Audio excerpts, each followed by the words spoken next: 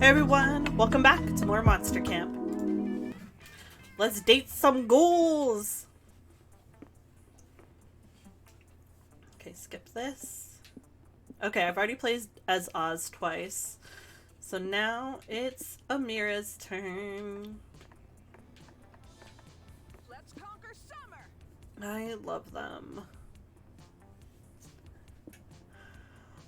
Orgy etiquette.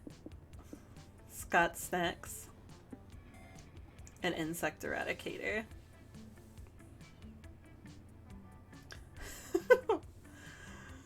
Okay. Let's see.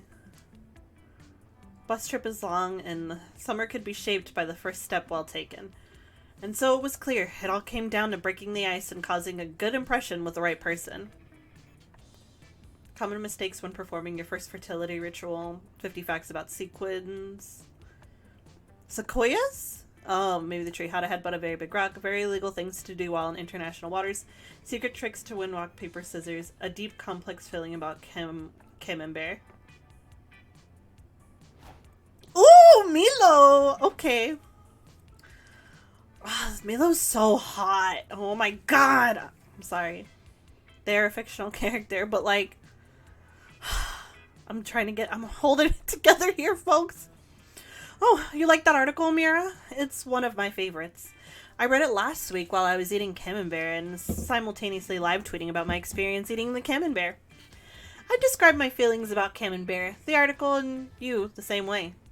Intrigued. Oh! Please. Hi, I'm gay. Woo! I love Monster Camp. It's such a good game. Lets me date monsters. 10 out of 10. Would play again. Showtime. Okay, very low on smart, so we are going to the woods. I think that's where you got smart last time.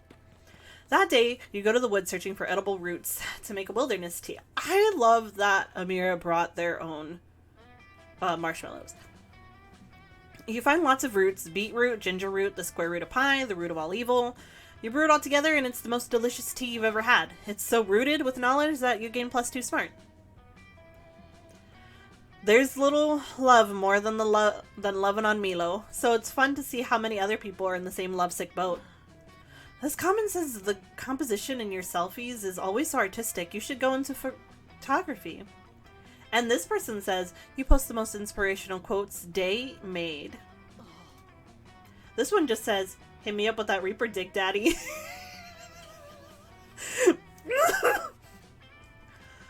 Well, assuming all Grim Reapers have dicks and or identify as male is so 14th century Europe. But I am flattered by this sentiment. Love keeping my fandom hooked on my aesthetics and thirsty for all of me. Oh, yes! Okay, they did use MX, which is the non-binary way.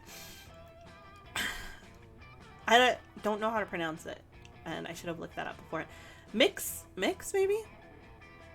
MX. I'm just gonna go with MX. MX Belladonna. I was expecting to hear a conversation on owning your attractiveness, but true to your identity and historical monster lore. But what do I find? Exactly the conversation you just described, Camp Director Miss Weaving. No. You on your phone as always, probably making blog posts on your TikTok page. Camp Director Miss Weaving? Maybe if you got a social media page of your own, you'd be able to better relate to your campers. It really is a social hub. I don't want to hear it. I refuse to consider the possibility that online interactions can possibly help people form connections or express themselves on the grounds that I didn't have the internet when I was your age. I am sick and tired of you campers burying your noses in your phones, when you could be living in the real world, forming real connections, doing real manual labor. As such, MX Belladonna, I am confiscating your Instagram account until further notice. You just admitted you're not familiar with the internet, so let me tell you, that's not how it works. You can't just confiscate someone's... What? My Instagram account is gone? It just disappeared. How is that possible? I told you, MX Belladonna. I confiscated it, and there's nothing you can do to get it back. That can't be true, and it won't be true.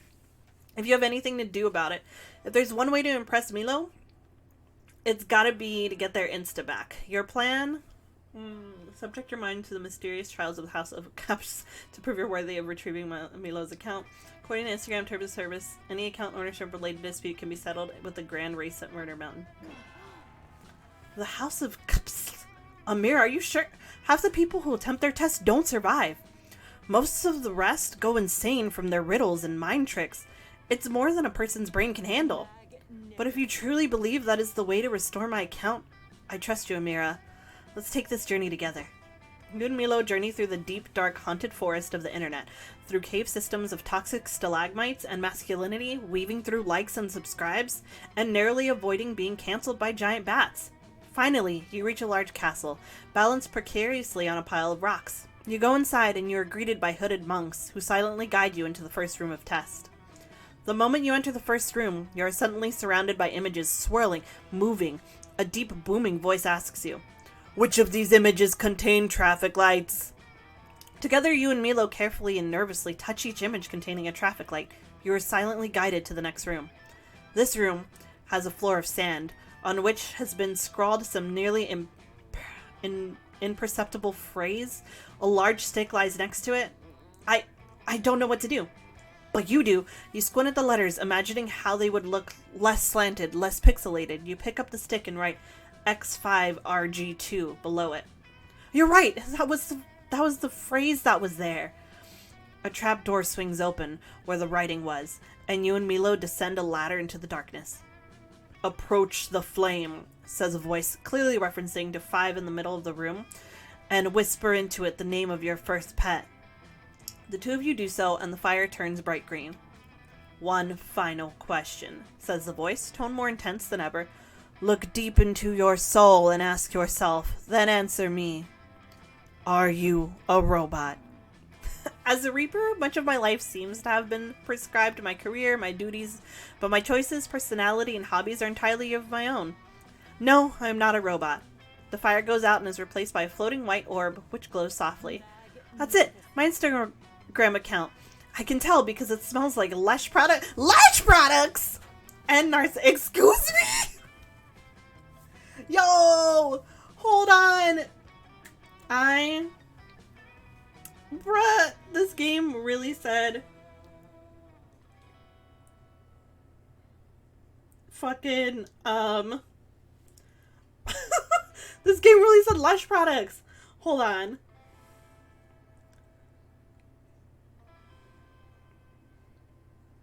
Please. A fun fact, I had to go pick up some more, face masks today from Lush, so I just think it's pretty funny.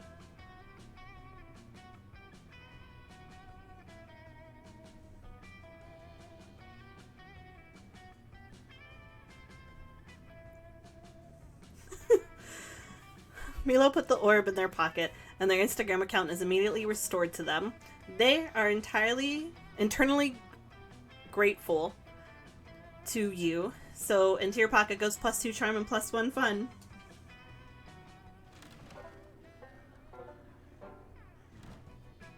Gotta crush this.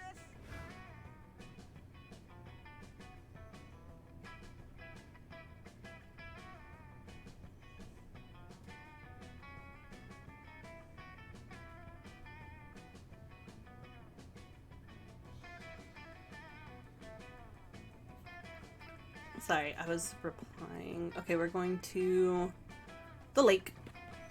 Oh, okay, because Amira's fire, obviously. Okay. That day at the lake, you start a super soaker fight that turns into an all-out war. The enemy team manages to capture the northern section of the lake, but you take a few of their members hostage and learn their empire's weakness.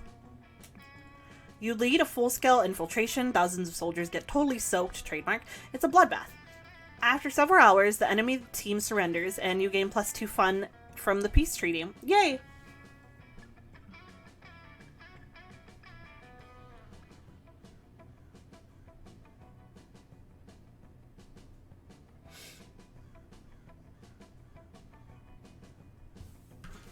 Later, you're wandering through camp looking for Milo. Your therapist said you need to spend some time contemplating morality, so hanging out with a Reaper counts, right? Oh hey, I'd love to chat, babe, but I've got a gig. Actually, why don't you come along? It's a lovely day for reaping, and you'd get the privilege of watching me work. Oh, hell yeah. Watching Milo lead a soul into the afterlife? That's gotta count as emotional reflection. You follow Milo to a rotting corpse where the soul awaits. Oh my god, they got hotter! Okay, listen. Am I gonna cosplay Milo? 100%. 1000%. Hello, little soul. I'm Death, but you can just call me Milo. Here's the bad news. You're dead. But the good news is, I'm going to take you to the afterlife. Let's go. You've come for me. But first, you must listen to my tale. 'Tis a tale of woe, of strife, of courtly ambitions. For I was the Grand Meister to the Mer King. Another dead person with a tale? They always want to tell you a tale. People just don't respect Reaper's time nowadays, you know? Go ahead, I suppose. I served the venerable Mer King as Grand Meister. Days ago, the Mer King was attacked in his sleep. He survived, but became obsessed with the idea that the attack had been a coup. He killed me in his paranoia. But I saw the attack with my own eyes. The Mer King was not the victim of a coup d'etat. He was attacked by a vicious beast with the strength of 100 warriors. The beast, 'twas a doggish thing, and covered in the thickest fur, and it pissed all over the king's chambers. The room was positively drenched. Strangely enough, the beast seemed to be rather enjoying itself, barking and laughing, and I heard tell that it was goaded on by a mysterious specter. Well, that's another mystery, and to this day I wonder if— Wait, are you even listening to me? This story's gripping. You should be paying attention. Oh, of course I wasn't listening. That story was way beyond my attention span. I was trying to figure out why I can't download your soul to my soul transporter app. That's weird. What if I change this? Oh, no. Oh, God, no. This better not be what I think it is. Hey, Grandmeister. By any chance, did you ever trade your soul to a demon? Trade my soul to a demon? I don't recall. I might have. It sounds like something I would do, but I can't recall the demon. That soul belongs to me, baby! Get ready for an eternity of Dahlia. 4 years ago, I made a deal with that guy. He swore that I could have his soul when he died for the low price of 4 Alf-themed Pogs. You know Pogs. Remember Pogs, you guys? Oh, yeah, it's all coming back to me now. Great to see you again, Dahlia. I forgot I traded my soul, but I never forgot those bitchin' Alf Pogs. They were so sweet. Such nice Pogs. I was entertained by them for like 4 weeks. Then the next trend came, and I forgot about them, but it was totally worth trading my soul.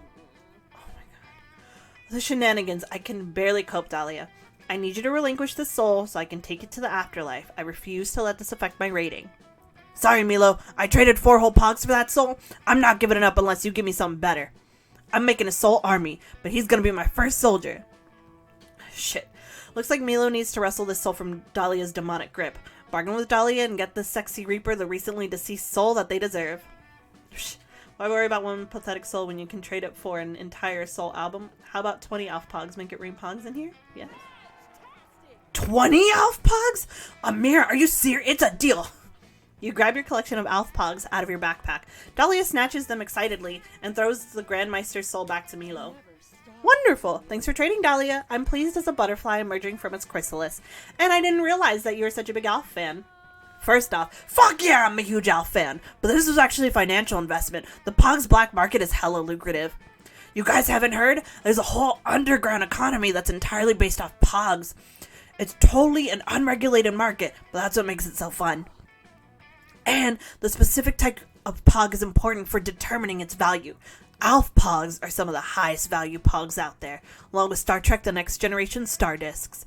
Technically, the black market does consider human souls to be a type of Pog, but they're basically worthless currency. 2,000 to 20,000 human souls are usually worth 1 Alf Pog. Dahlia, you're an absolutely inspired trader. I could listen to you talk about underground economies all day. This is basically ASMR for me. Hell yeah! I should go though. I want to liquidate these Pogs right away. The whole market's going crypto soon, and you never know what they'll do to the value of these babies. I sincerely cannot believe how well that worked out. Let's finish this reaping gig, okay? Milo pops the Grandmeister soul into their Yves Saint Laurent soul reaping tote. Yves Saint Laurent. Is that how you say it? I don't know fashion. I don't know fashion at all.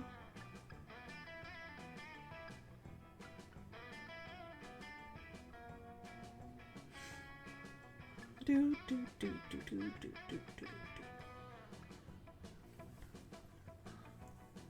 And you two... Oh my gosh. Hi, let me start over. My brain really was like... Do-do-do-do. Milo pops the Grandmeister's soul into the Yves Saint Laurent soul reaping tote, and you two enjoy a nice stroll while leading the soul to the afterlife. Since you helped them finish this gig so quickly, you two take the extra time to sit on a cliff and hold hands. It's romantic AF. This atmosphere, it's calm, quiet, beautiful. I can feel myself blooming, you know? I'm happy as a peony in spring, and the sunset is particularly emotional today. Thanks for your help with the gig, Amira. I don't know what I would have done if Dahlia had kept that soul, but you were there right when I needed you, weren't you? Please, I love them. Suddenly, Milo dramatically grabs your face with both hands. They stare deep into your eyes. You can feel your soul quaking.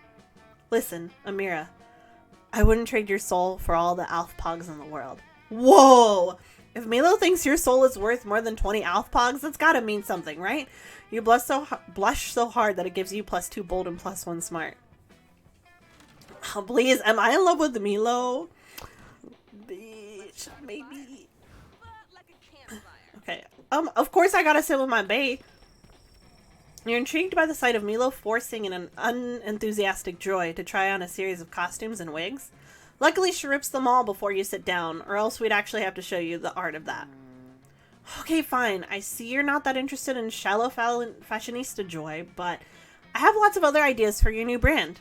What about hard-boiled private investigator Joy, or manic pixie dream girl Joy, or sassy divorcee Joy? Oh, that last one just gave me the chills. Those are all dumb. Also, in order to be a divorcee, shouldn't I have already been married? Good point. Wait, your wedding could be the plot of episode 1. The coven stuff writes itself. Milo, I already told you, I don't need a new brand. I don't even have a brand. The idea that my personality is merely a trademark is dehumanizing and reductive. Joy, you're taking this too personally. Of course personalities are complex and beautiful, but everybody still needs their own brand. You more so than anybody. Every season of the Coven requires some fresh renewal or adaptation in order to keep audiences interested. Think of it as a character growth. I'd rather think of it as a pass. Come on, it already makes sense. Just look at all the different brands you've had in past seasons. Like what? Like insecure but brave Joy, who fought to fill the shoes of previous Coven leader Grace after her tragic death, or grim interdimensional survivor Joy, who used the quantum compass to hop through dimensions after the Herald of the Longest Night killed Hope. Or, my personal favorite, stoic heartbroken Joy, who was forced to move on after Liam disappeared in episode 9, until you two properly broke up on good terms. Wow, you're a pretty big Coven fan, aren't you? I dabble on some forums, which is why you should trust me with your next brand transformation. I know Joy Johnson Johima better than you do. Actually, Milo knows Joy Johnson Johima only second best. At least that's what you're going to make them believe. What brand should Joy adopt for their next season? Relaxed and left alone by Milo. Exuberant salsa champion Joy. That sounds fabulous! What? That makes no sense at all. I'm a force of light and good in the world. My brand doesn't include dancing, which is what will make it so unexpected. Salsa is such a spicy, vibrant variety of dance. It'll be the perfect obstacle for the normal doom and gloom Joy to overcome. Hey, just because I wear a lot of black and sing in a screamo band and constantly worry about the world is about to end doesn't mean I'm all doom and gloom. Oh my goodness, maybe it does. We should get you a salsa costume right away. I'll get my edible arrangements guide and make you a fruit hat before you can even say arriba. No, Milo, I'm serious. I can't do it. I do not want to dance. Oh, don't be silly. You can dance. Remember that esteemed Bob Ross always said, talent is a pursued interest. Anyone can practice, you can do. I do understand we're on a time crunch though. Showbiz waits for no one. I'll sign us up for salsa classes immediately. Tell me, who sounds like the more competent teacher to you? Camila Crazy Feet Fernandez or Loco Lorenzo and the Saucy Siet? Goodbye. Hey, great idea, Joy. Divide and conquer. You go start practicing your steps and your twirls, and I'll make headway on the costumes. You stay here and work with me. Amira, since this was your brilliant idea, tell me, do you envision Joy wearing a blood orange mini dress or a beaded bralette. When you can certainly envision one undead hottie wearing those outfits, but it isn't Joy.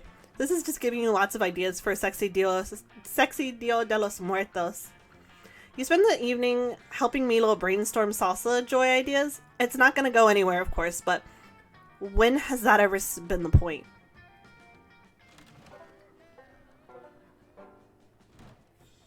Where to go now? Alright, we're going to go to Camp Dome. Today at Camp Dome, the game is 7 minutes in Heaven Extreme. You volunteer yourself as tribute for your camp. You put on some lip balm, ready for some hot kissing, but it seems you got the rules wrong. In 7 minutes of Heaven Extreme, they straight up murder you, and you need to stay in literal heaven for 7 minutes. They stab you repeatedly. You're sure you're going to hell, but no, heaven is beautiful. It's all you ever wanted. You want to stay, but they're bringing you back to life. You're cheered by your teammates, but you will never be the same after being taken from heaven. You do look more heavenly, though, and that translates into +2 charm. I need to remember how to raise creativity. Afterwards, you end up vibing with Milo. You're sharing a hammock, cuddled up close with each other, and you're both checking your phones. Hell yeah, what could be more emotionally intimate than quietly scrolling right beside your #1 summer crush? Suddenly, Milo's phone starts blowing up. Granted, Milo's phone is always blowing up, but right now it's worse than usual. No need to look so jealous, dear. Just a work text. I keep telling the head office not to contact me when I'm taking a staycation, but I suppose this reaping is urgent. Another day, another day. Oh my god. This is a little awkward, isn't it? Well, not awkward for you because you don't know yet, and I shouldn't tell you, but I can't resist a little gossip. Listen, Amira, I don't usually disclose proprietary information, but I just got a gig for next week to collect your soul. Milo's going to reap your soul? That sounds super terrifying and also a little bit hot. You ask Milo if this means you're going to die next week. Short answer, yep, you're totally going to die. Long answer, life, death, and fate are weird and messy, and it's hard to say 100% because of quantum nonsense, but if I'm getting the gig, yeah, you're gonna die. Congrats! Holy shit, this is the most awkward news you've ever received while lounging in a hammock. You start to freak out. No, Amira, don't freak out. I'm an expert, and I promise you, it's not as scary as it seems. Death reminds us of the profound infinite beauty of life. And realistically, it's not like you're immortal or anything. Sorry to burst your bubble, but death was going to find you eventually, boo. TBQH. Oh, to be quite honest, I'm actually doing you a huge favor by letting you know ahead of time. It's my gift to you, the opportunity to go out with a bang. Let's make this last week of your life the best week of your life. We'll spend every moment together, and we'll end it with a huge party, a celebration of Amira. A whole week with Milo? That sounds like heaven, and it's exciting enough to distract you from your imminent death. You're in. Lovely. God, you're going to get so many posthumous followers. I'm almost jealous. Oh, and we should start considering the party aesthetic right away. We need some big, memorable main event at the party. Something that'll honor your true essence, Amira. And Avi, it should be Snapchat friendly. Any ideas? Your time to shine. Quick, what's the perfect way to... perfect way to 1, entertain your party guest. 2, commemorate your entire existence. And 3, impress Milo. You'll narrate the epic tale of your life through profound, carnal, medium, and interpretive dance. You'll have your friends give toasts in your honor. It'll be emotionally moving. And everyone will be shit-faced 2 birds, 1 stone. That's perfect. It'll be like celebrating your life by intertwining it with the lives of the people you loved. I had no idea you were so profound, Amira. But if I know anything about drunken party toasts, we're gonna need pre-approval on these speeches. We've got no choice but to conduct a rehearsal immediately. You spend the afternoon getting all your friends together and breaking the big news. You're dying next week. Shockingly, they all seem pretty okay with it. You humbly request that they all deliver a toast for you at the party. And just to be safe, you write down the speeches yourself. Alright, lovely people. Welcome to the rehearsal for Amira's elegant end-of-life blowout bash. Let's proceed with the heartfelt eulogies. Oh my god, I can't believe that Amira is dying. I'm like totally sad about it. Ugh. But honestly, being dead totally isn't even a thing. Ghosts have more fun. My favorite memory of Amira is when... they saved a school bus of orphans from falling into a pit of lava using only their mega thick ass cheeks. Damn! Anyway, let's pour one out for Amira and pour another one out for Amira's butt. Those cheeks will be missed. Cannot be for real. Okay, I'm the only person who's kind of weirded out that Amira is apparently dying next week. No, just me. Cool. Anyway, Amira was apparently the most emotionally intelligent, thoughtful, and woke friend I ever had. Here's to you. Psst, Amira, you don't think people will actually fall for this, do you? Gather one and all, I shall now read aloud a speech commemorating Amira. It is a speech that I definitely wrote myself. Beside me, Amira was the greatest warrior of all time. Their legacy shall be written in the stars, next to Hercules and Orion. I drink there in their honor. What an incredible toast, everyone. I think it's quite clear that Amira touched so many lives, including mine. Here's one last rehearsal toast from yours truly. Amira is a silly goose. We're all aware of that. But we must remember that geese are some of the sweetest and cutest birds in the whole wide world. I thought I knew what it meant to really fall in love with life, but watching Amira's constant, elegant failures taught me that lesson all over again. Cheers, babe. If I cannot take Milo to see the meteor shower, I will straight up be devastated. Like, full-on devastated. I will cry. That went shockingly well. You spend the rest of the day getting totally drunk with your friends to practice for your party. All of that tomfoolery earns you plus 3 creativity. Nice. Give me that creativity. I need it. Where to go now? Okay, now we're gonna go to the manor.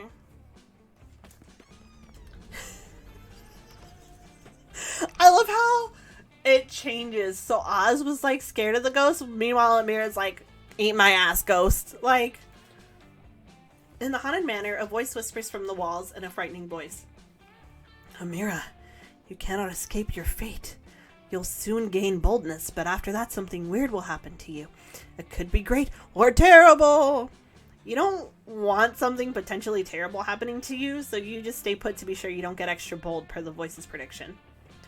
Look at you trying to defy destiny itself. That takes some bravery. Here, have plus 2 bold. Since you're dying next week, Milo has been helping you live your last days to the fullest. Currently, the two of you are getting super fancy pedicure, where little fish eat the dead skin off your feet. It feels amazing, and it's hella IG worthy. Ah, that really hits the spot. I've said it once, and I'll say it again. Fish give better pedicures than people. And I needed some R&R. This non-stop life celebrating with you has been all-consuming, but honestly, I can't remember the last time I had so much fun. Milo looks at you with such bedroom eyes, your heart starts to race. It's a tender moment. While we're enjoying this tender moment, I thought we could talk deets for your end-of-life bash. I've been really immersing myself in the preparations, Amira. This might be some of the finest party planning work of my entire career. I still love how their hearts change. Oh my god. I fucking love Milo. First of all, the venue is insane. I got my boss to let me borrow her interdimensional penthouse. The ceiling is made of diamonds and the bodyguards are literally 4-dimensional. We're going to do this huge dramatic entrance for you where you burst out of a coffin. Cute, right? And the coffin outfit is the perfect amount of slutty, trust me. Oh, and you're not going to believe the guest list. All the basics? Sure, but we have some huge guests on here. I did not realize you had this kind of pull, darling. Keep it on the DL, but we've got several prominent ghosts coming, both Edison and Tesla, so things should get interesting. But still, I feel like something's missing. I think we need a big, mind-blowing VIP surprise guest. Someone who can show up halfway through the party, uninvited, and have a poetic final embrace with you. A real moment, you know? Does anyone come to mind? Maybe a long-lost twin from whom you were separated at birth and have never actually met? Milo's right. You definitely need a kick-ass special guest for your party. You don't have any long-lost twins that you know about, but you do know the perfect VIP to invite. The obstetrician who was there for your birth. He ushered you into this world, and now he'll usher you out. This party is all about you, so summon alternate versions of yourself from other timelines. It'll be poetic and awesome, like when Beyonce looks in the mirror. Yes. Oh no, I fucked up. Can I leave? I just exit the game. I'm like, have fun. See you guys later. Multiverse selves are a little trite, don't you think? But I suppose if we don't have any better ideas... You and Milo finish your pedicures and then go ask Joy to perform a summoning ritual of your alternate selves from other timelines. Joy says she can do the ritual, but it's super difficult, dangerous, and it'll cost her some of her life force. You and Milo assure her this is a matter of life and death.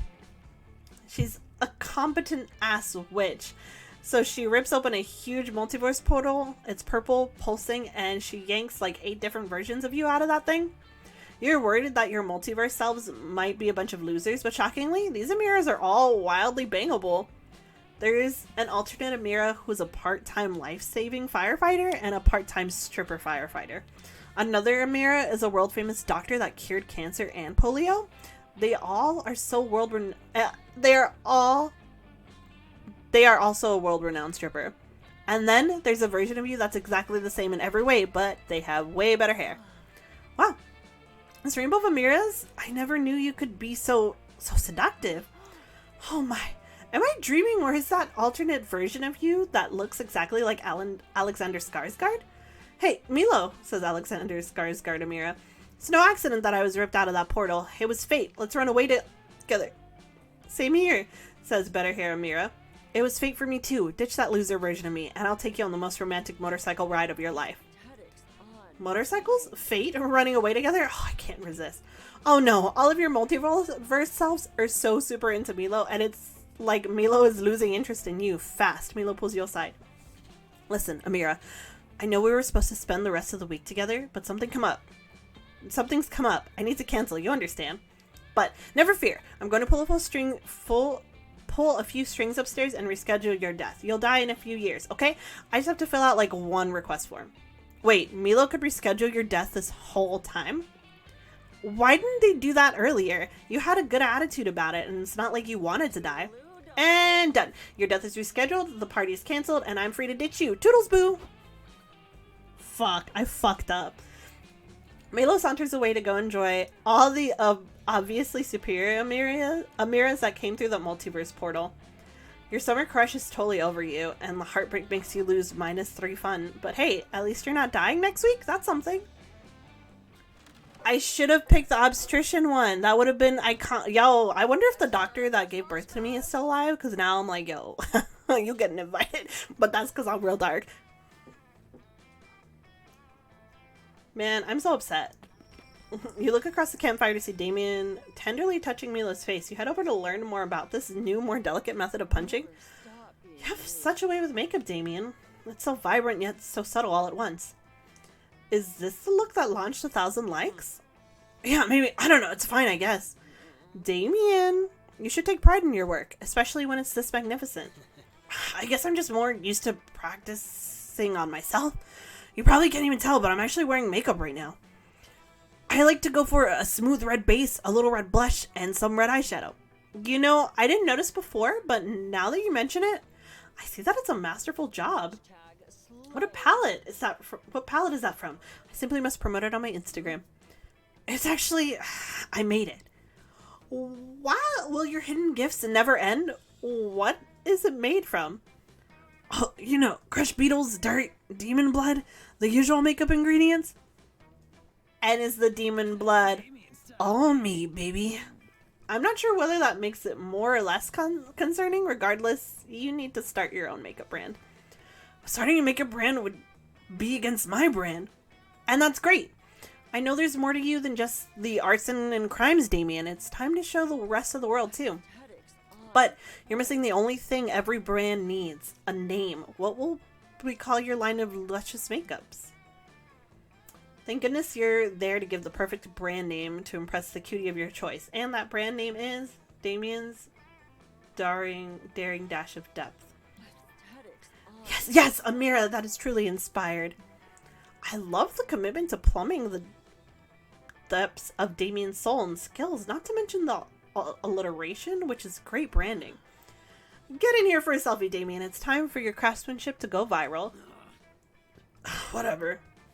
Thanks to Milo's social media following and marketing skills and Damien's makeup skills, Milo's prophecy indeed comes to pass, and Damien's look immediately goes viral. Soon, everyone is doing the Get Damien's Blood makeup challenge, which mostly involves making plans to stab Damien. My dash of depth went viral, huh? Looks like everyone wants my D. Oh, Damien, I know you're only making crude sex jokes to hide the vulnerability you feel sharing your artistry with the world. No, it's not. I don't have artistry, and I'm not secretly super proud of my makeup. Look what's successful, and I'm inspiring people to be creative. No, you shut up. Well, baby steps, Amira. Baby steps. Name the makeup Damien's depth today. Truly watch Damien embrace his depth tomorrow. Here's hoping. In the meantime, you and Milo have a lovely evening responding to all the fan comments praising Damien's makeup looks. And thanking Milo for being such an on-trend curator of fierce looks. Milo's happy, you're happy, and one day, Damien too will be happy.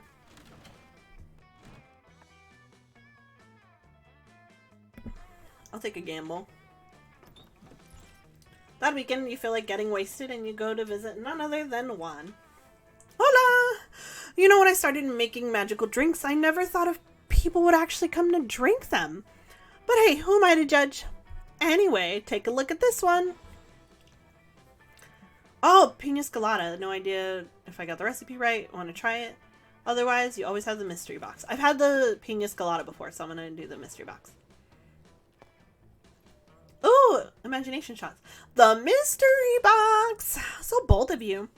Hope you're happy with it. No refunds. Yes. Imagination shots. Drinking this will expand your mind. It's pure creativity. The small unicorn is just decorative, but you can eat it if you feel like it. I did need my creativity up. So. This is the part where I leave before you puke all over me. Ciao! I love Juan the cat.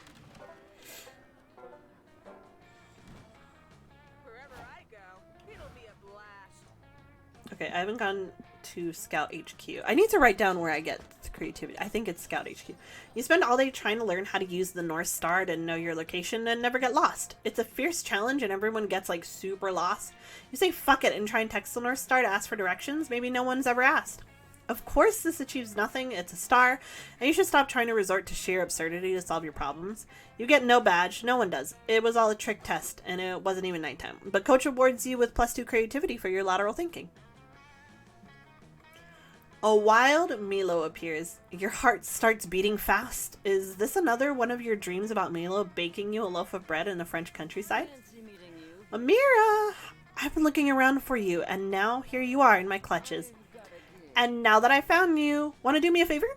I've got a soul reaping gig today, and I could use a helper. You're 80% sure this isn't a dream. You agree to help Milo. They lead you to a fresh corpse with a soul waiting right above it. The soul looks like a dope blue orb. Hi, I'm Death, but my friends call me Milo. Let me be the first to say, congrats on shuffling off that pesky mortal coil. I've been expecting you. I assume you're here to lead me to the afterlife? I died for a few minutes when I was a child, so I'm somewhat familiar with the intake process. Exactly. Oh, I love souls who have died before. They're refreshingly chill. I'm just going to ask you a few questions before we go. First, state your name, please. I'm Remedius Tragerick, commander of the Mer King's Guard and knight of the Mer Realm. Praise be the Mer King. Yo, okay, wait. Wait a damn minute. These are all Mer people. I'm sensing a conspiracy. A conspiracy. And just to confirm that you're actually dead, how were you killed? Prepare thyself. That is a terrifying story. I served many years on the Mer King Council, but 'twas the Mer King himself who killed me. One night, the Mer King was attacked in his sleep. He survived, but became paranoid of his small council, thinking the attack... thinking the attack was a coup. His paranoia led him to behead me, his most loyal knight. But then the Mer King was wrong. Just before my death, I discovered the attack was orchestrated by an ancient order who hath authored many terrible acts across history. Sorry, I keep trying to do like a deep voice, but my voice cannot handle it right now. This foul order is known as the Masters. As they execute their devious plans, they chant, Masters, Masters, Masters. But they spell it with a Z. 'Twas horrifying beyond belief. And I happened to notice that the Masters had quite admirable devorees. Seriously, they were caked up to a ridiculous degree. Wow, that was a lot. I'm just going to check the Death by Courtly Intrigue High Fantasy box on the form. Now that we've completed the identity and morality checks, I see that you qualify to choose your afterlife destination. Congrats! Which afterlife would you like to be taken to? There are infinite afterlives that you can choose from, so really the only limit here is your own imagination. That's so poetic. I love my job. Oh, bother. I'm rather unsure. I enjoyed pudding, so perhaps some kind of dairy, or rather maybe an orgy. Well, that's so cliche. Let me think for a moment. I realize that you're literally contemplating infinity here, but please hurry this up. I have a very strict posting schedule to get back to. My followers need consistency, babe. Looks like Milo is getting impatient. You can tell because they just tweeted, I'm super impatient right now. LOL. Quick suggest an afterlife destination for this soul. A big farm upstate with plenty of room to run. If you collected enough karma points, you can redeem them to be reincarnated like a sentient burrito for a K-pop song. Wow! Yes, the big farm upstate. Technically, it's where all dogs go when they get old or sick, but I can pull a few strings and get you on the guest list if you're interested. The soul glows a bright shade of blue. An afterlife that's just me and a bunch of dogs? Sounds like heaven. Take me there, please. Rejoice. It shall be an eternity of petting sessions and treat giving and walks. I'm happy you're happy, little one. Off we go then. On this charming pastoral adventure. On the way to the big farm upstate, you pull Milo aside and you ask them if it's possible that your childhood dog Kibbles is at that farm. Kibbles.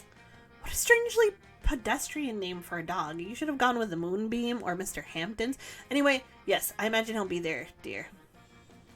Oh my god, it's huge if true. You and Milo arrive at the farm and drop off the soul. The place is full of doggos. You look around desperately and look. There's Kibbles, your old dog! You are overcome with emotion. You run up to Kibbles, excited to finally reunite after 12 years. Kibbles stares at you confused. You realize that, oh my god, Kibbles doesn't recognize you. Your childhood dog doesn't recognize you. You stand in front of Kibbles, speechless, dumbfounded, and intensely heartbroken. Kibbles wanders off. You watch him run around the farm. Looks like Kibbles has a new family now. He got a husband, dog, and 3 puppies. Wait, dead dogs can have their own puppies? What are the rules of this fucking farm? It's clear that Kibbles has moved on. He's forgotten all about you and your precious childhood together. You have never felt such profound anguish. You weep openly. You start madly chasing Kibbles around the farm, begging him to remember you. Amira, you need to pull yourself together. There's nothing more off-putting than begging someone to like you, even if that person isn't actually a dog. I'm sorry, but I just can't be seen with someone this desperate. There, I said it, and now I'm leaving. You blubbering pool of emotional vulnerability. Wow. You're left alone at the farm after weeping for 3 hours straight. You realize that you have no idea how to get back to camp. Kibbles is the only dog you know around here. You ask him how to get back, but it's still super awkward between you two. Also, Kibbles is a dog. Dog can't give directions. You wander heartbroken and aimless for days. The warm sunshine of your childhood memories has been ruined, which makes you lose -2 charm and -1 bold.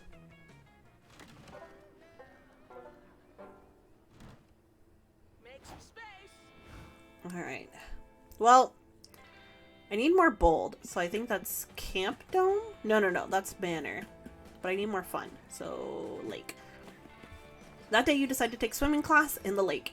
You learn all sorts of cool swimming techniques. The backstroke, the side stroke, the Macarena stroke, the mime having a stroke. All those strokes sure are fun, though perhaps a bit medically concerning. You gain +2 fun.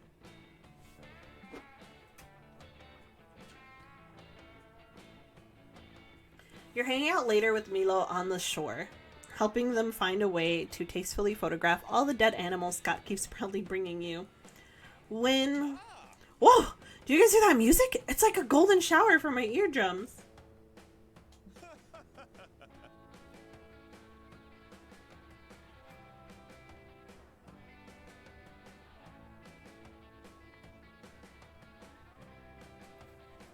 I don't know why, but I really want to find the source of that music, even if I have to drown to do it. In fact, especially if I have to drown.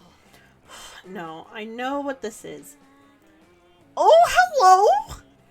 Ooh! You all see a siren sitting in the middle of the lake, riffing and harmonizing with itself, and generally being even more of a show-off than an X Factor contestant. Whoa! I think the music is coming from the pretty singing water hottie on that rock out there. Hey, pretty singing water hottie, I like your music. Thanks, shouts the hottie on the rock. You should follow my SoundCloud, or, just swim out to my rock and possibly drown in the process. Hey, why not both? No, Scott, that's a siren. The music may sound nice now, but if you follow that SoundCloud, you'll be tactically endorsing all of their extremely problematic opinions. Don't you see? It'll drag your reputation down the depths. Down to the depths. Oh, I love their fucking swim shorts. Oh, come on, Milo. How can someone with such a pretty voice have bad opinions? You don't believe me? Fine. Here's one of the siren's tweets. The world needs to be more breathtaking. Literally, we could take breath from non-underwater creatures. If you can't breathe underwater, maybe you don't deserve to breathe. Just being real. Sorry, I usually only hear the first 7 words anyone reads to me, and the first 5 words sounded great. Speaking of sounding great, hey Siren, do you have any more songs? Sure, shouts the Siren. Here's one I like to call, Let's Kill the Ones with No Gills. Why don't you come here to hear it? It'll be fun, and I'm totally not drowning your pathetic non-underwater ass. Yay! Wow, you speak with such confidence. Following you is starting to sound like an even better idea. Please, God. I follow you on Instagram. If you get canceled, I'm not far behind. Stop this madness, or I'll be forced to block you. No, you can't stand to see such strife. You've got to convince Scott to follow something else instead of this problematic siren. Don't follow that siren, Scott. Why follow that siren when you could follow this frisbee? Great idea. Why bother with fancy gimmicks or high concept punnery when you can just throw a spinny object instead? You toss the frisbee, but you suck at frisbee. You toss it. Your toss is bad, and it also sucks. Amira, what are you doing? You just threw that frisbee directly into the lake where the tide carried it to the siren's rock. Don't worry, guys. I'll get that suckily thrown frisbee, even if it kills me. It probably will, says the siren. I kill people. Lucky for me, I'm not people. I'm Scott. Here I go. Fucking I fucked up. No, Amira, why did you have to be such a sucky frisbee thrower?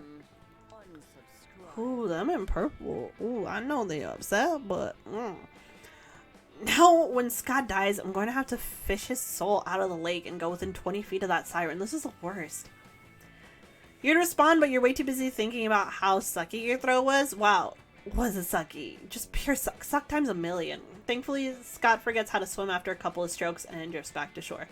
Less thankfully, everyone will remember forever how bad you suck at throwing a frisbee. Royal suck.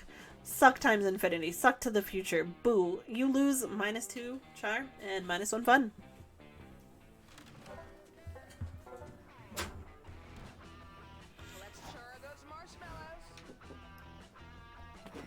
Oh no, I have to do the robot voice. You find Milo holding up paint swatch cards to the fire while Calculester takes notes on his face. On his own face. Okay. Whatever these two goobers are up to, you want to be part of it. Hello, Amira. You've come at a good time. Should we paint the fire seafoam green or Nigerian Prince gold to attract more visitors? Amira, if you recall, friend Milo and I have teamed up as 2 master aestheticians to flip old properties and restore them. Properties such as the campfire. You've undoubtedly noticed that the same core group of patrons continue to return to this locale with no new tourism blossoming. Which means it's the duty of Cal and Milo, house flippers, to restore this campfire to its former glory, to attract new visitors. You could make the point that this is a summer camp and the reason no one but your group visits the campfire is because you're the only people here. But you'd rather see where these hot nerds take the conversation. Oh, instead of paint, maybe we could completely refurbish the campfire into a firework. It fires much trendier cousin. Friend Milo, if I may propose an alternate idea, I believe the reason that the campfire's tourism has declined is because we are no longer utilizing it for its antiquated function. Through extensive research, I have found that primitive humans and monsters used fire for warmth and food, but with modern technology, its purpose is all but moot. We should update the fire's functionality and make it a utility again, lest it be phased into obsolescence like gramophones or Blockbuster. But Calculester, to improve the usefulness of an object goes against our very nature as flippers. We dabble in aesthetics, not actual product improvement. I disagree. I believe it is important to improve, adapt, and evolve. I myself undergo regular software updates in this constant pursuit of my best self. No, darling, that defies the Flipper's code. Accessories before necessities. Okay, now seems like the good time to elbow your way into the combo. What's the best way for Calculester and Milo to improve the fire? Replace the fire with a giant scented candle. Instead of burning useless firewood, use a campfire for destroying something more cathartic like pictures of your ex. Oh, fuck. I was trying to impress Milo! Now Calculester! This is a great idea. It successfully repurposes the campfire and offers a wonderful outlet for experiencing post-breakup emotions as I understand them. In that I don't understand them in the slightest, so I will blindly trust any advice you propose in this situation. You may actually be onto something, Amira. This idea has great word-of-mouth potential. I'll post an ad on my story. Milo whips up a quick post about the new cathartic campfire and posts it. Within minutes, strangers start running up behind you, gleefully yelling expletives and throwing Polaroids in the flames. This is wonderful. Everybody seems so happy. I wonder if the cathartic campfire has other uses. No sooner has Cal spoken than a group of office workers run up behind you and toss a printer in the pit, laughing maniacally. A group of mourners toss in a child's sled that says Rosebud. An 8th grade girl and her father burn up a shoebox that says Kayla Day's Hopes and Dreams. A man covered in blood tosses in a severed arm, screams, "I didn't kill my wife!" and sprints away immediately. We're truly repurposed the timeless campfire, Amira. Thank you for your wonderful suggestion. Is Cal hitting on you, or is it the weed stash somebody ditched in the fire just making you high? Either way, this evening is turning out awesome. Yo, if it switches my romance to Calculester, I'm gonna be kind of upset. I need more charm. Time to go to the dome. You're huddled behind a bullet bunker in the throes of a tail tag battle royale against camp rival Camp. You're sure that this is the end. You've lived a good life. You think next to you is a camp rival camp member shivering and crying and out of ammo. Why guns are part of a tail tag is beyond your comprehension. Is this where we die, Amira? They sob. Why couldn't Camp Spooky and Camp Rival Camp just make love and not war? You reach for them as if to bring them in for a tender kiss, and as soon as they're in your grasp, you take their tail. Fuck yeah! That gives Camp Spooky the win. Everyone saw your sexy ruse, which allows you to get +2 charm. Okay, cool. Afterwards, you're taking a break from flirting with death in the Camp Dome games to flirt with an actual personification of death beside a few empty crates. Well, you thought they were empty anyway, but as soon as your conversation with Milo starts getting titillating, a half-bat, half-young adult huntress bursts out of them. Oh, they are so cute! Please!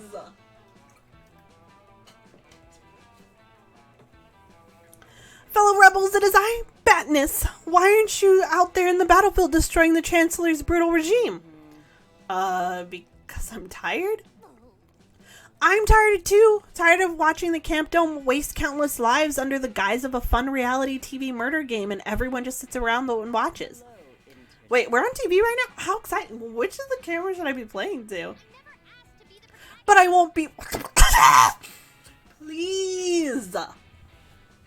I love how it's the fucking face that reminds me of, like, Fist of the North Star, where it's like, well, I forget what he says exactly, because he's like, you're already dead, and he's like, Nani? That's what it reminds me of. But I won't be fooled. I, Batness, am the sole leader of this rebellion against the Chancellor's dictatorship. It is an unwanted, stressful role, but it is one of importance. Batness, darling, you don't need to spend your life stressed out and busy to be important. Well, what are you talking about? Clever aphorisms solve nothing. We need to end the Chancellor's reign of terror. Just last week, he used toxic gas to wipe out the 10th city. He killed my on-again, off-again love interest, Pete Boss. And also several thousand babies. Wait, did you just say the Chancellor's toxic? What? No, I said he committed genocide using toxic gas. Are you even listening to me? What? Oh, sorry. The IG feed is not great for my attention span. Anyway, since we agree that the Chancellor is toxic, I must admit I'm interested in helping your cause. Leading a rally against toxic behavior is always a good look, you know? You say you're having a hard time getting a following for your revelation. I'll post the perfect photo of your Chancellor's atrocities, or whatever rally support for you. Hey, it's a great idea. When the Chancellor releases propaganda, it's only for evil, but when I'm the one doing it, it's an act of bravery and rebellion. Badness and Milo put their heads together and take some great eye-catching photos of burning coal-dusted corpses with the dog filter over their faces. How cute! Now all we have to need is the perfect caption. Amira, do you have any ideas? Hey, this is a great opportunity to show off your influencer skills to Milo. What's the perfect caption to get a horde of vapid Instagrammers to overthrow the government? There's nothing more revolutionary than being yourself and destroying Overthrow Back Thursday. Oh my god. I keep picking the wrong ones! Ah! Hey, that's perfect. The easiest way to get people on your side is to capitalize on their nostalgia for a simpler time. True, I feel nostalgia for a time before I was forced to lead a rebellion and simultaneously choose which of my two crushes could possess my walled-off heart.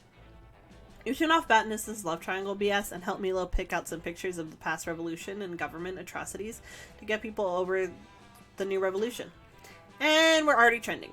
No need to thank me, Badness, but please do feel free to martyr me in your new utopian society. I've always thought I'd make a hot martyr. Wait, this isn't what I wanted. Look, everyone's just talking about the nostalgia 90s shit and these atrocities photos. Hey, look at that Furby in the background of this pic of a dude getting him napalmed. Like, if you remember Furbies. Look how cool everyone's neon clothes look while they were getting decapitated by the keep piecers. How cute that guy's corpse is totally covered in Furbies. What happened to Furbies anyway? Hey, what did happen to Furbies? No, seriously, have you two ever noticed that as soon as Furbies went out of style, fascism rose to power? Well, now that you mention it, I guess so, but correlation does not always equal however, before they finish, a group of keep piecers drop from the sky and bathe the three of you in knockout gas. When you finally come to, you're laying in your bed with a blood-inked note that says, "Don't mention the Furbies if you want to live. Signed, the Chancellor." Holy shit! You didn't even know you lived in a police state.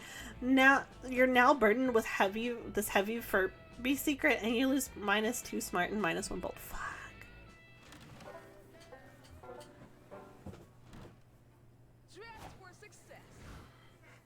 Need water. Wow.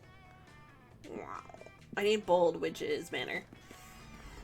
That day you venture into the haunted manor to prove that you're not a little scaredy cat. The manor transforms itself into a winding maze from which there's no escape. You'll be trapped here forever. Luckily you brought your phone and some snacks, so you sit down and play solitaire until the house gets bored of you and shows you the exit. Turns out the best defense against the supernatural is total apathy. You gain +2 bold. You, Calculaster, and Milo are enjoying wandering the hallways of the manor. Milo is live streaming it because apparently that's the only way they know how to enjoy anything. Is this haunted room actually stretching, or is it just your imagination? Oh hey! What are you guys doing here? Making Disney references. My analytics show that millennials love engaging with nostalgic content because the present is constantly horrifying. How about you? I was looting the rooms for treasure when I found this strange rectangular prize. Sensors detect ancient technology, a video home system, or VHS. Insert cassette here to see images.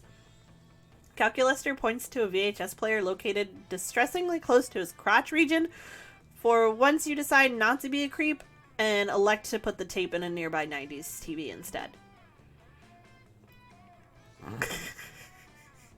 Greetings, customers and curse enthusiasts. Thank you for tuning in to Pozzo's Pizza's newest, fastest, freshest guerrilla marketing campaign. We've seen how much our focus groups like this newfangled internet, and we're no strangers to the young, hip, new fads. Get ready to pizza party like it's 1999. Enjoy Pozzo's Pizza today! Oh, whoa! Fancy meeting you guys here. Did someone order a pizza or something? Absolutely not. Moreover, now my live stream is bound to get stricken down for all the copyrighted music you used in that shady commercial. I can't believe I'm going to lose perfectly good clout to NSYNC of all people. Hey, don't get mad at me. Dudes, Pozo hasn't used this whole cursed with spam marketing stunt since 2005. If you hadn't played the dumb tape, I'd be home right now. My apologies, friend Pizza Girl, but did you say cursed with spam?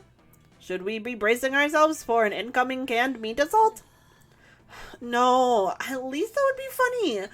What I think we've got here is a totally lame advertisement curse.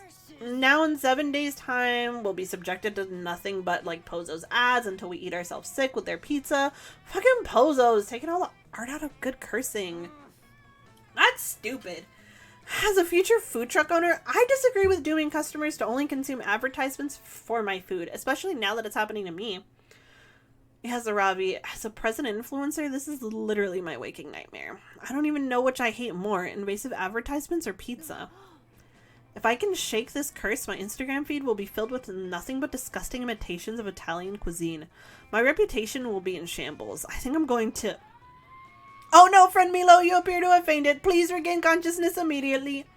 Buy a hot pizza now. Convince 10 of your friends to buy a pizza or we will murder your family. Oh no, the curse is already setting in.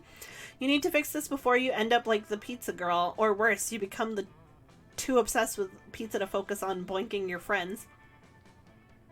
Escape from the pizza's reach by practicing deep meditation until you transcend the pizza brand is annoying, but Milo is also a brand. Fight fire with fire by out-spamming them with tons of...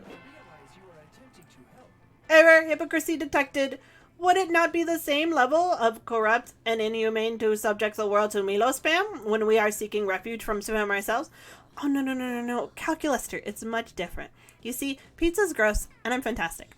Spamming people with a fantastic product is much better than spamming them with a detestable one. Also, I'm a celebrity, and therefore totally above reproach. You all get to work for every Pozo's Pizza ad where you see you four compose a Milo that's twice as enticing and invasive until you've beaten your curse into submission. Okay, I got a new one. What about an ad for Milo subscription service where for 3 monthly payments of $69.99 you can lick a clone of Milo's face? Not bad. I'm already working on a prototype YouTube mid-roll ad that's just Milo pouring maple syrup on their collarbones for 3 minutes. Have them pour hot mozzarella on their chest instead. Trust me, you'll get plenty of clicks. Oh, thanks. Good suggestion. Wait, why are you helping us? Aren't you the one who cursed us? Hey, just because I'm the malevolent spirit that popped out of your TV screen doesn't mean I like my job. Plus, I have all this melted mozzarella with me that I'm just going to have to take back to work if we don't use it now. By the time you're done, Pozo's ads are nothing but a bad, greasy memory. The consuming pizza craze has been replaced with consuming Milo. Now anytime someone feels like eating a pizza, the clever marketing stunts you've pulled convince them that they want to eat Milo instead. Not weird at all. Milo makes bank. They're already pretty wealthy from influencer stuff though, so instead they buy you all plus 2 fun and plus 1 smart. So thank you for your help. Imagine. Let's try those marshmallows. Okay, I kind of want to talk to Mossman. Hi there, Amira. Thank you for joining me on my log. Say, you wouldn't say that we're friends? Sure, why not? Wonderful. Why don't we do some friendship things while we're sitting by the fire together then? What, like eat a platter of cheese, do anger management courses, or summon a dark spirit like your other friends often do by the campfire? What? No, that sounds insane. Is that what you guys do while I sit over here by myself?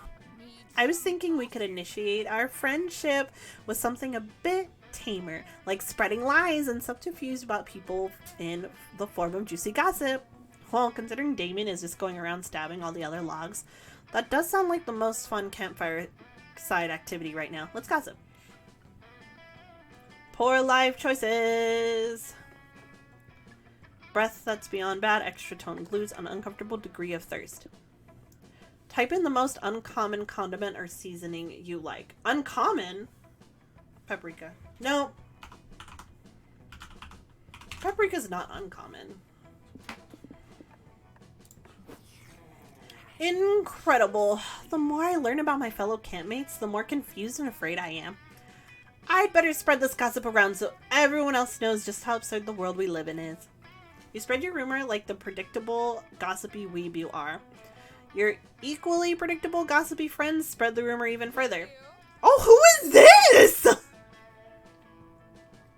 Who is this font? Oh my god, you're never going to believe what I just heard about Amira. Have you ever noticed how they wake up super early and disappear for hours before sunrise? I just was told the reason apparently Amira has a super eccentric morning routine. They follow the weirdest lifestyle blog and start the day strong by eating an entire bowl full of poor life choices. The side effects of eating that nasty bowl is an uncomfortable degree of thirst. But you're probably already noticing that it is quite apparent by interacting with Amira during the day. But you never thought it was due to that unorthodox breakfast, did you? And that's not all. To kick off the day, Amira styles their hair by using paprika as holding gel. That's what gives Amira's hair that unique texture. That's such a house staple for them. Learning someone's morning routine really shows you who they truly are, huh? Yep. And what Amira will do tomorrow after waking up is probably losing -2 bold thanks to your gossip skills. Man, I was hoping it'd be a fun one. I'll take the gamble. Weekend arrives, so it's time to visit Juan, the small magical Latino cat. Look who's here! Welcome to my bar! Really, I don't know who in their right mind would take such a risk. I guess you have more thirst than common sense. Anyway, check this drink out. Oh, that's new. Dumpster fire. Quite appealing, right? Don't know if I drink that, but the real question is, will you? I also have the mystery box, because at this point, who knows what you'd drink? I want to go with the dumpster fire. Like, why not? What's the worst it can do? I'm already not going to take Milo to to camp. Fuck. To the meteor shower. Yeah, no, totally. I was testing your common sense. And you passed. Your prize is the drink you chose. What is it? Dumpster fire. Are you sure about drinking the dumpster fire? No one has ever drunk that shit. You actually do. It's so epic. From that day on, everyone knows you as dumpster fire. You truly achieved your final form. This is the part where I leave before you puke all over me. Ciao.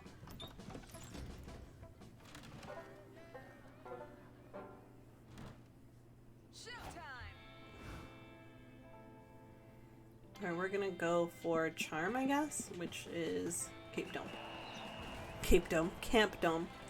That day at the Camp Dome, you all do Thumb Wars. That means the campers are waging war against the Thumb Warriors, the supernaturally buff thumb monsters from Camp Thumb. It's surprisingly terrifying. You all were sure to lose, but thanks to your quick thinking, you hatch a plan to fight the Thumb Warriors with their greatest weakness: predators without opposable thumbs.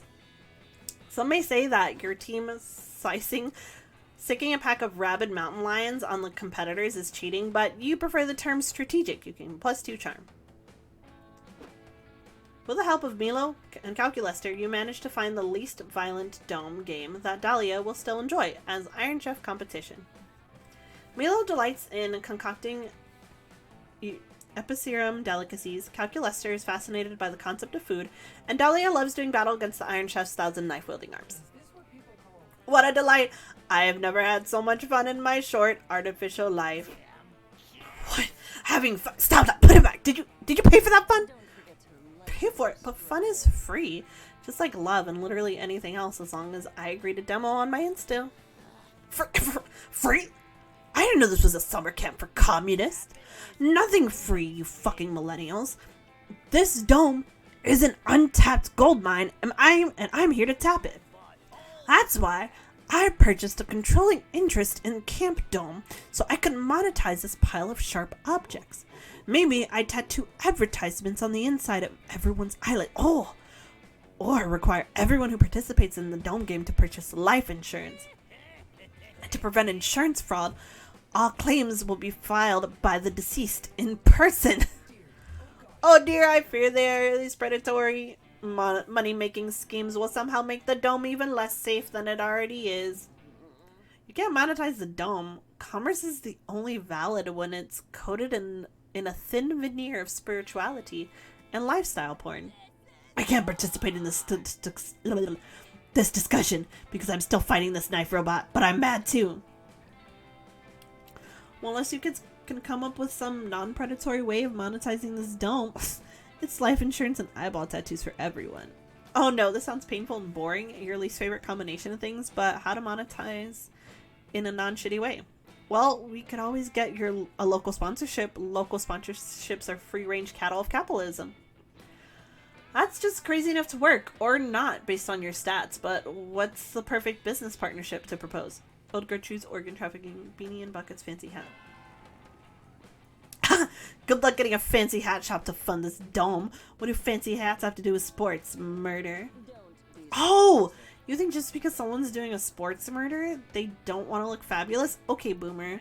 No, wait. I'm cool. I'm hip. Let's go talk to Buckwad and Bean Dip, my dudes. I'm down. You head into town to locate everyone's favorite local hat distillery. Beanie and Bucket are delighted to see you. Welcome to Beanie and Bucket's motherfucking fancy hat emporium, shouts Beanie. You can tell that he's Beanie because he's wearing a top hat with the word beanie on it. Home of the double hat, double stack, double meat, double cheese, all hat, says Bucket. You can tell that he's Bucket because he's wearing a bucket instead of pants. Hello, friends. We are here to propose a merger. A merger? Screams Beanie, pulling out several lacy feathered bowlers out of nowhere.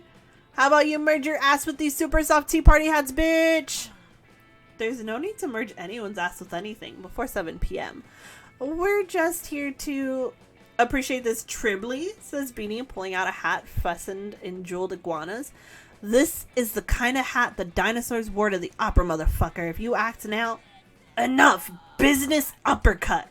Beanie and Bucket fly through the ceiling in a shower of hats and return a few minutes later, much relaxed. We apologize for our earlier enthusiasm, says Bucket, adjusting his bucket to better hide his genitalia. Once we're in sales mode, it's very hard to snap out of it. We have considered your offer, says Beanie, spitting some teeth out of his mouth, and we have decided to sponsor the Camp Spooky Murder Dome. It will be great for our brand, crows, Bucket happily. Even the most cursory study of history reveals the intimate connection between fancy hats and murder. Wow!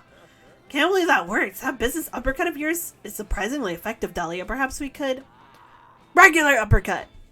The CEO flies into the sky and vanishes like an anime bad guy, leaving you to reap all the profits from your new sponsorship deal yourselves. I just realized it actually did fully change my name to Dumpster Fire. You use the money to buy fancy hats for everyone at camp. This will never get old. You gain +2 fun and +1 bold. I'm still dying at the fact that my name is actually Dumpster Fire. But you know, that's me in real life. So it is what it is. Bold. That day in the Haunted Manor, a little clown man rides a tricycle up to you and asks if you would like to play a game. Cool, you love games. You suggest Monopoly or categories. The clown man tells you to find the exit key in an hour or he's going to rip all your skin off. You're not super into that idea, so you two just decide to compromise by going to an escape room and solving some puzzles together. It's a lot of fun, but you don't gain fun here. You gain bold instead. Later, you're super excited you found a package of weird cookies by your tent and you're about to dig in. Fuck yeah, cookies. Well, oh, their little hat. Well, if it isn't Dumpster Fire, put down those dog treats, darling. I need your assistance with a job. Help me out and I'll promise to make it worth your while. Milo just saved you from eating literal dog food, so you figure you owe them one, and besides, you'll do anything for the sexy Reaper. You agree to help them with the gig. Milo leads you to a corpse with a soul floating over it. Wow, I guess those are just like glowing balls that float and people can just see them? Good to know. Oh, aren't you an adorable little soul? Hello, dear. My name is Milo. I'm Death, obviously. The soul responds, Hail and well met. I am the master of peasant torture for my divine sovereign, the Mer-King. If memory serves, the Mer-King chopped off my head. Yep, you're super dead. I'm here to take you to the afterlife. Aren't you lucky? Aren't you a lucky soul? You could have ended up with one of the less fashionable Reapers. I suppose I just never thought that my life would be cut short so soon. And the circumstances of my death, so tragic, so murderous, so headless. I realize the reason Milo has a fancy hat is because we did the partnership with the hat people. I'm very tired. I shall tell you both the tale. One night, the Mer-King suffered a strange violent attacks on his life. He thought the attack was a coup orchestrated by his small council. A coup? The Mer-King? This is all sounding strangely familiar. Keep going, darling. I'm officially curious. Thus the Merkin killed all of us in a blind rage, but I saw the attack with my own eyes. 'Twas no coup. Rather, it was an attack committed by a strange hot ghost and some kind of hairy dog. Fucking Penny and Scott. The ghost and the dog snuck into the Merking's chambers and glued a single gold coin to his floor. The Merking bent down to pick up the coin, but he couldn't grasp it. He looked quite the dunce, I assure you, and while he was struggling to pick up the coin, the ghost dropped an anvil on his head. The nerve. Wow. Yes, what a tragic, horrible, violent prank. I mean, attack. What mischievous fiends. But despite the tragedy of my death, I see now what a precious gift life has been. I only wish that I had lived it more fully, more boisterously. So true. Babe, love your attitude. So we're to meet a soul that appreciates life. After all, life is like a river, and we're just all paper lanterns floating along. Truly, look. I've never made a bucket list containing the 246 things I wanted to do before I died. What a tragedy that I did not complete every single item from this list. Darling, really, not even a single item? I really shouldn't do this, but I'm such a natural empath, I can't resist. I'm going to bend these rules. Just this once, before I take you to the afterlife. You can pick one item off your list, and Dumpster Fire and I will help you complete it. Ah, thank you. Thank you, gorgeous and elegant angel of death. But oh, which shall I choose? Which one? You take a look at the bucket list and you see it. The perfect bucket list to finish off this reaping gig and impress Milo while you're at it. Suggest it, baby. You gotta go meta here. Choose a bucket list item 122. Cross something off my bucket list. There's only one thing on this list doing. Pick bucket list item 46. Become immortal. I keep picking the wrong answers. Genius. What a loophole. Alright, Reaper. You said I could fill one item on my list. Make me immortal. Wow. You're so quick to take advantage of my kindness. I'm shook. Obviously, and I'm certain you already know this, it goes against the policies of life to make someone immortal unless they belong to one of these groups granted eternal life. So let me just verify. Are you a vampire, a phoenix, a great ancient god, or a terrifying primordial power? No, I'm not. Well then, dear, I'm afraid that you don't qualify for immortality, and I'm not particularly inclined to make an exception for the likes of you. Oh, come on, you Reaper, this is bullshit. You said I could choose one thing off the list, and I picked fair and square. I demand you make me immortal. Get yourself together. At this point, you're just coming off as desperate, and it's a bad look. I am desperate. This is my life we're talking about. Look at the list. I've never even gotten a chance to eat ass. I need You don't need to be immortal to eat ass, you absolute buffoon. Ugh. Listen, if you're so desperate, then technically I can give you 10 more years of life. I just need to take those years from someone else. Fuck. And since Dumpster Fire encouraged you to pathetically beg me for immortality, I'll take those lives from them. Milo snaps their fingers and takes 10 years off your life expectancy. It feels like getting hit by a train. Yay, the soul is overjoyed. 10 years of eating ass. Choke on it, you begging shrew. And Dumpster Fire? Don't even think about engaging with my content. I'm leaving. Wow. I am a Dumpster Fire. You're left alone, you're heartbroken, you lost 10 years of your morality, and to make matters worse, you also lose -3 charm. Damn, that went real bad for you. Yikes. Alright. I'm gonna ask Milo, and I'm gonna get rejected. They all wink. Calculus dude's face gives me... I'm sorry, I was just looking at it. Not sure. Here we go. You finally get the courage to ask your beloved to watch the meteor shower with you. The two of us? A summer fling? My apologies, darling, but I'm indebted to my fan base. I owe it to them to date only the trendiest, most fashionable role models for them. I don't want the world to think I promote whatever it is that you've got going on. No offense. No! This is terrible. Why'd you take all those Monster Scout courses on surviving a bear attack? You should have taken one in surviving rejection. You're not ready for this. You weren't ready for the bear attacks either, apparently, since one attacks you right after that and you cannot do anything but get your whole face mauled. Damn.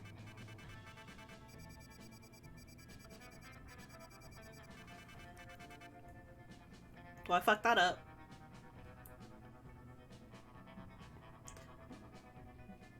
I had to skip that because I think it's copyrighted content and I don't want to get sued. I just unlocked the joke row. Hot shot. Alright. Oh, I forgot I can customize the game and stuff. Well, that was a fun time. There's new stuff in the gallery. I'll probably look at that another time. I'm so upset. I wanted to romance Milo so bad. I love them. Okay, well, before I go, I want to remind everyone it is okay to start over. You are worth it. Drink water. Have a good meal. And I'll see y'all next time. Bye.